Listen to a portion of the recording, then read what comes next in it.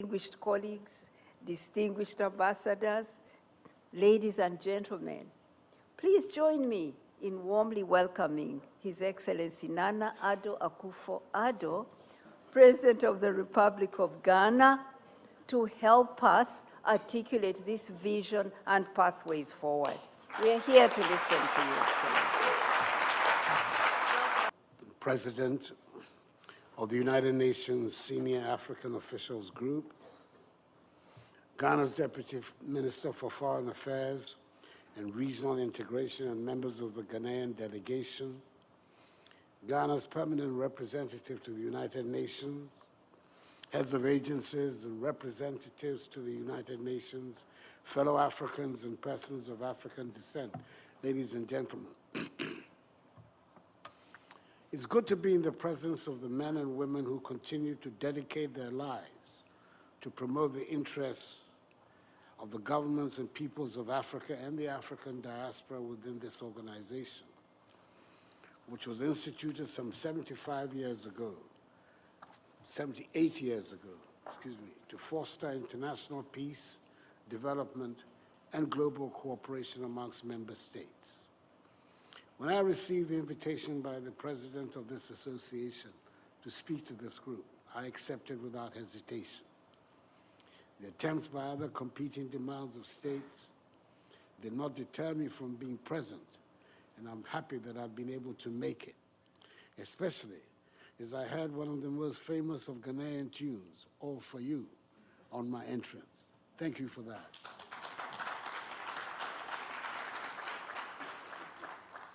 Ladies and gentlemen, when some of the nations of the world gathered in San Francisco 78 years ago and signed the landmark document that created this organization, it was a very different world from what we have today. Virtually all of Africa was in colonial bondage and was thus not present at San Francisco. In spite of this, Africans have made sterling contributions to the United Nations. In respect of the most representative organ of this organization, the General Assembly, by 1960, we had Mongu Slim of Tunisia presiding over the 16th session, succeeded by Alex Kwesi-Ntsaki of Ghana, who was the president of the General Assembly for the 19th session in 1964. Not to be outdone, Angie Brooks of Liberia became the first African woman president of the General Assembly during the 24th session in 1969.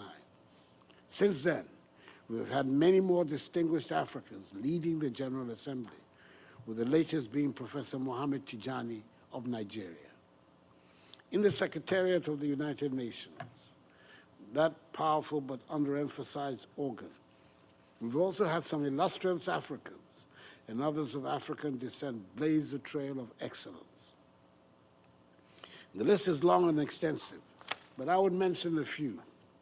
Ralph Bunche, who made New York City his home and visited Ghana at her independence, alongside Martin Luther King and other African Americans, made an influential imprint on this organization. Kenneth Dadzi, a Ghanaian who became Secretary General of UNCTAD, but could also have become Africa's first Secretary General much earlier if fate had been on his side, made a phenomenal contribution to the UN's work on trade and development. Dr. Boutros Ghali, the powerful Egyptian statesman who bequeathed to us the agenda for peace. And of course, my own compatriot, Kofi Annan, of whom I cannot say enough. In peacekeeping also, we've had some wonderful Africans who have done an excellent job.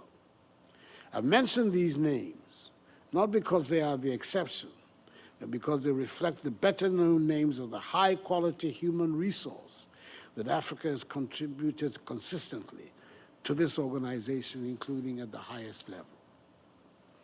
Ladies and gentlemen, in focusing on the theme of this morning's address, I have often said and strongly hold that Africa is not a poor continent. It is a continent rich in culture, in values, and in diversity, but also a continent that is rich in strategic resources, strong intellectual capacity, and in possession of an ambitious aspiration. It is estimated that Africa is blessed with over 30% of the world's remaining natural resources and minerals. It has a vibrant and dynamic youthful population. It presently serves as a growing market for the world. And by 2050, 1 in 4 persons on the planet will be an African. This is a statistic that sometimes disturbs some people, but it is a reality. Within our continent and in the African diaspora, we have enough financial and human resources to turn around the fortunes of Africa and meet the aspirations of our people for inclusive prosperity. It is for this reason that our people continue to call for the transformation of our continent. Following the extensive consultations that took place on the continent and in the diaspora, there's a consensus on the Africa we want and on our ambitions to achieve, quote, an integrated, prosperous, and peaceful Africa by 2063. Let me share a few key points which I believe we must focus on in changing the story of Africa. The first is that we must continue to focus on Africa's integration as a driver for enhancing Africa's competitiveness. The continent has a continuing need to integrate its national economies, markets, and societies, open up untapped regional opportunities, and unleash its synergies to resolve nagging national challenges. This has been the driving force behind the creation of the African Continental Free Trade Area Agreement, whose secretariat is located in Ghana's capital of Accra, which became operational in January 2021 and is aimed at A, creating a single continental market for goods and services with free movement of persons and investments. B, resolving the challenges of multiple and overlapping membership of regional economic communities. And C, enhancing competitiveness at the industry and enterprise level of African entities. Presently, intra-Africa's trade stands at about 16%, compared to 54% in North Africa and 70% in the European Union. Estimates from the United Nations Economic Commission for Africa, UNECA, indicate that the implementation of the AFCFTA should increase inter-Africa trade by some 53% through the elimination of import duties and non-tariff barriers and create an African market of over 1.3 billion people with a GDP in excess of 3.5 trillion United States dollars. As we can see, Africa's economic strength and potential are not reflected by the shared benefits of its participation in the global economy. The state of African economies shows a deficiency in global financial and trading arrangements that have been structurally defined to work against Africa and her people. 33 of the 46 least developed countries are on the continent of Africa. We must thus work to ensure a fairer international financial architecture that treats Africa without a racialized bias in accessing credit required for our development, but also in the manner in which our products are granted access to global markets. In this regard, I support the assessment of Secretary General Antonio Guterres, who has said that the international financial system is morally bankrupt as it favors rich countries against the less rich. We must put our political weight and intellectual support behind the Secretary General's call for the reform of these institutions that no longer deliver on the promise they held for the expectations of the many, as more countries slide into economic difficulties with further instability ahead. A rearrangement of the structure of the financial architecture should go beyond the international financial institutions.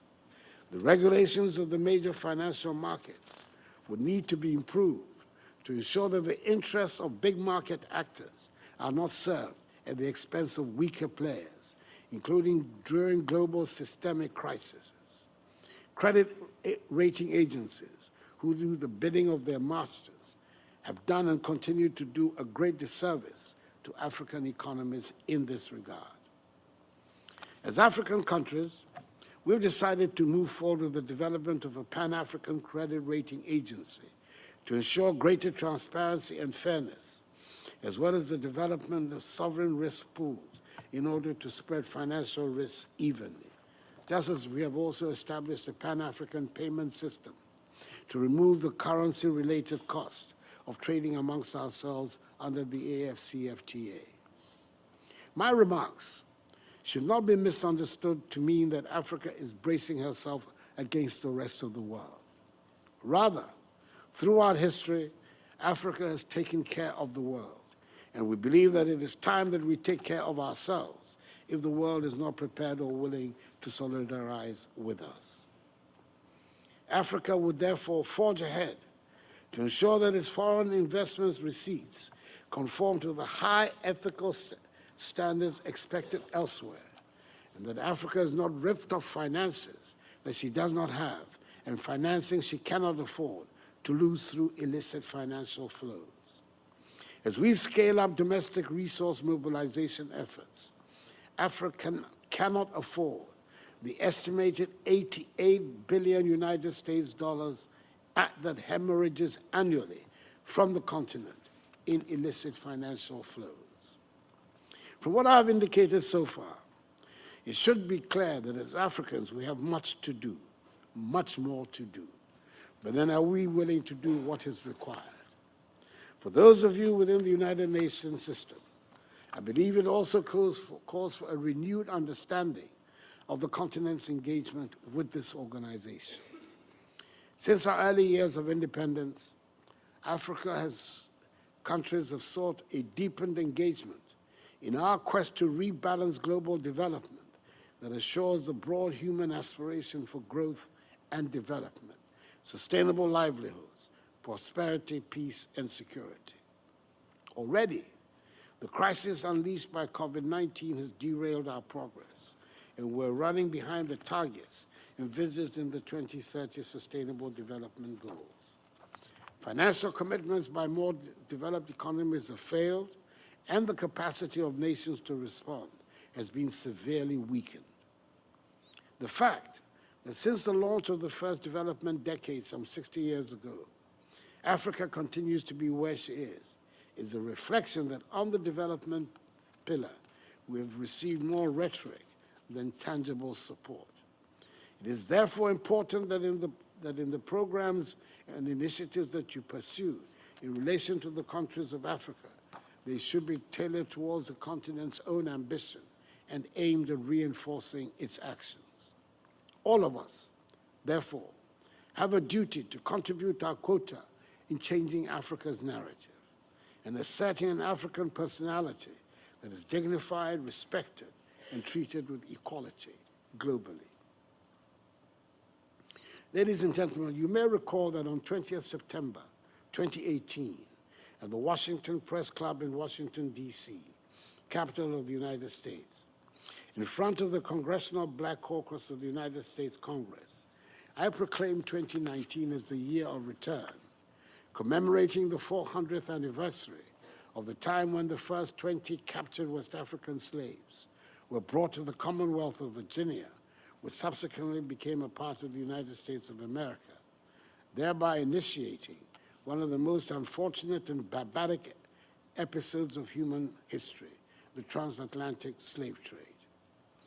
With 75% of the slave dungeons built on the west coast of Africa, through which the slaves were transported, located in Ghana, we believe we have a responsibility to extend a hand of welcome back home to Africans in the diaspora.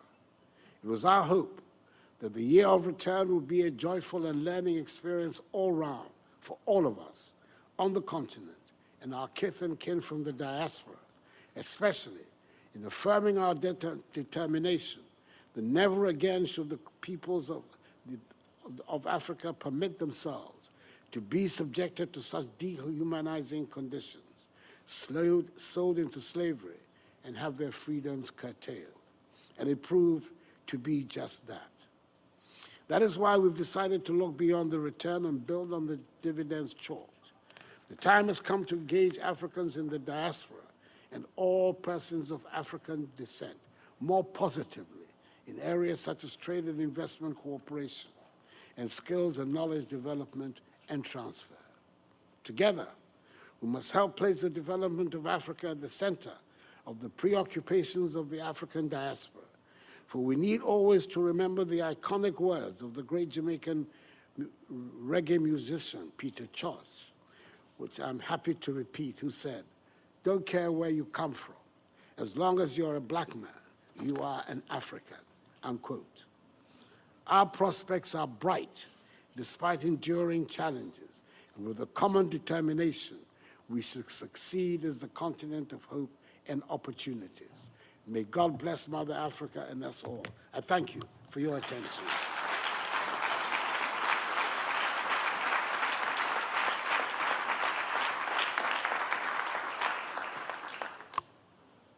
Thank you, Your Excellency. Thank you, Your Excellency. Those were powerful and very deep remarks, reminding us of African efforts to overcome the injustices that are in the global system, telling us about the building of an integrated economy in Africa, 1.3 billion people.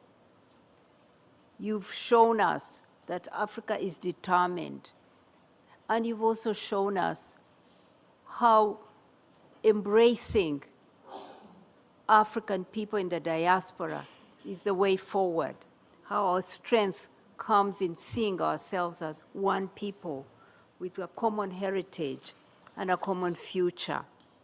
You've called out the injustices in the global economy, and we must work together on them. Thank you, Your Excellency. You've inspired us. You've provoked us.